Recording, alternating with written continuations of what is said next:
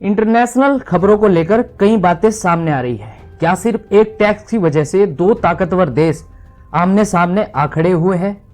एक तरफ है कनाडा जिसने विदेशी कंपनियों पर टैक्स लगाया और दूसरी तरफ है अमेरिका सुपर पावर देश जो इस फैसले से नाराज हो रहे हैं।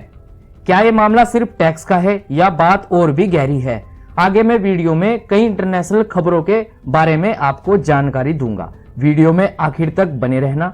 दोस्तों, वीडियो में मिडिल ईस्ट में क्या कुछ चल रहा है वो भी देखेंगे। चैनल पर नए हो तो सब्सक्राइब जरूर करें। कनाडा और अमेरिका के बीच इस समय एक बड़ा विवाद चल रहा है जिसका मुख्य कारण एक नया डिजिटल टैक्स है।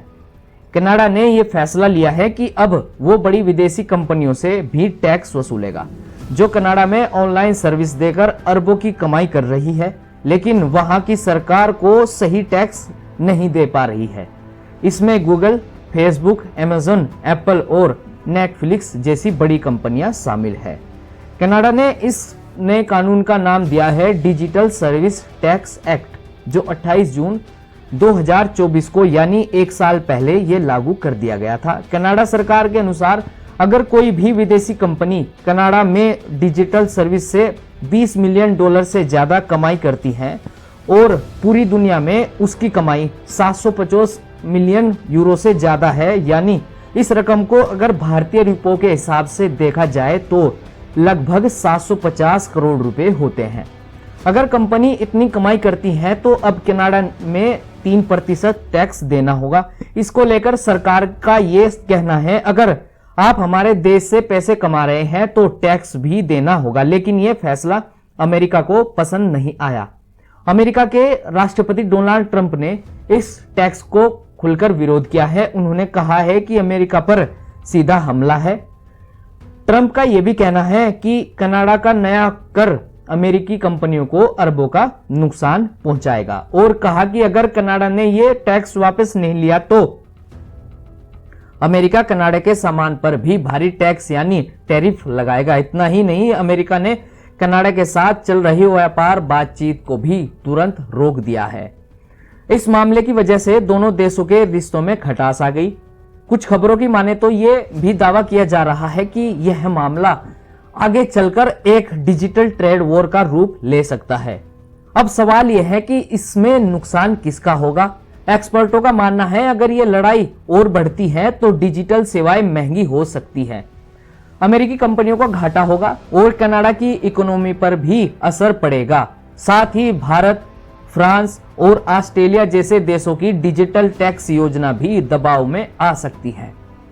खबरों के अनुसार कनाडा अपने फैसले पर अड़ा हुआ है और अमेरिका भी इस मामले को लेकर झुकने को तैयार नहीं है। आपका इस पर क्या कहना है? ये क्या कनाडा का टैक्स सही है या ट्रंप की नाराजगी जायज है? नीचे कमेंट करके जरूर बताएं। मिडिल ईस्ट से आ रही एक बड़ी खबर इस समय चर्चा का विषय बनी हुई है, जहां ऐसा दृश्य देखने को मिला जिसने दुनिया भर की मीडिया और राजनीतिक हलकों में हलचल मचा दी है। 26 जून 2025 को इजराइल के प्रमुख शहर तेल अवीव की एक मुख्य सड़क पर एक बड़ा बोर्ड लगाया जिसमें अक्षेत्रीय राजनीति की दिशा और दशा दोनों पर सवाल खड़े कर दिए हैं। इस बिल बोर्ड पर अमेरिका के राष्ट्रपति डोनाल्ड ट्रंप, इजराइल के प्रधानमंत्री नेतन्याहू और कई प्रमुख अरब और मुस्लिम देशों के राष्ट्रीय अध्यक्षों की तस्वीरें एक साथ दिखाई गई है, जिनमें सऊदी अरब, सीरिया, ओमान और लेबनान जैसे देश शामिल है।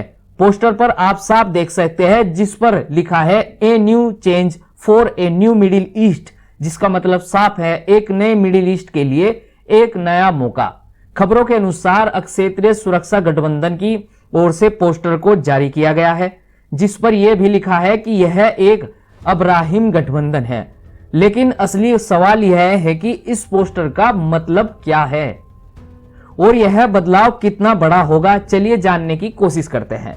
अब तक अरब और बाकी मुस्लिम देश इजराइल को खुलेआम मान्यता नहीं देते थे, या फिर ये कह सकते हैं कि इजराइल से कम ही रिश्ते रखते हैं। लेकिन अब जो तस्वीरें सामने आई है वो बिल्कुल अलग दिखाई दे रही है। पोस्टर के जरिए यह दिखाने की कोशिश की गई है कि मुस्लिम उम्मा यानी इस्लामी राष्ट्र अब सिर्फ विरोध की राजनीति से बाहर निकलकर साझेदारी की ओर बढ़ रहे हैं। यह संकेत भी दिया जा रहा है कि मध्य पूर्व के देश अब एक साथ आकर सुरक्षा और विकास के लिए काम करने को तैयार है, जिससे इजराइल भी एक साझेदार के रूप में शामिल हो सकता है। इसके पीछे एक और सच बताया जा रहा है। मुस्लिम देश केवल पेट्रोल डॉलर की ताकत से सीमित नहीं है, बल्कि अमेरिका के राजनीतिक लॉबिंग तंत्र में एक मजबूत बन चुके हैं। यह लॉबी अब सिर्फ चर्चा में नहीं बल्कि निर्णय लेने की प्रक्रिया में भी हिस्सेदार बन रही है। खबरों के अनुसार इस पोस्टर को देखा जाए तो यह केवल एक प्रचार नहीं है, यह दर्शाता है कि 2025 में दुनिया के सबसे संवेदनशील और बारूद के ढेर पर बैठे इस इलाके मिडिल ईस्ट में एक नया राजनीतिक नक्शा तैयार किया जा रहा है। पोस्टर में दिखाई दे रही ट्रंप की तस्वीर, इजराइल प्रधानमंत्री नेतन्याहू ये बात साबित करते हैं कि यह अब अरब देशों के साथ मिलकर काम करेंगे। अब देखने वाली बात यह होगी कि क्या ये तस्वीरें केवल कैमरे और दीवारों तक ही सीमित रहेगी या फिर ये वाकई एक ऐतिहासिक समझौते की ओर इशारा है। अब ये अरब देश इजराइल के साथ मिलकर क्या कुछ करने वाले हैं, गाजा को लेकर क्या रणनीति बनाते हैं, ये कुछ दिनों में साफ हो ही जाएगा। फिलहाल आज की खबरों में दोस्तों इतना ही।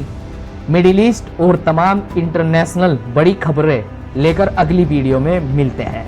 दोस्तों चैनल सब्सक्राइब किए बिना मत जाइएगा और वीडियो को शेयर भी कर दीजिएगा।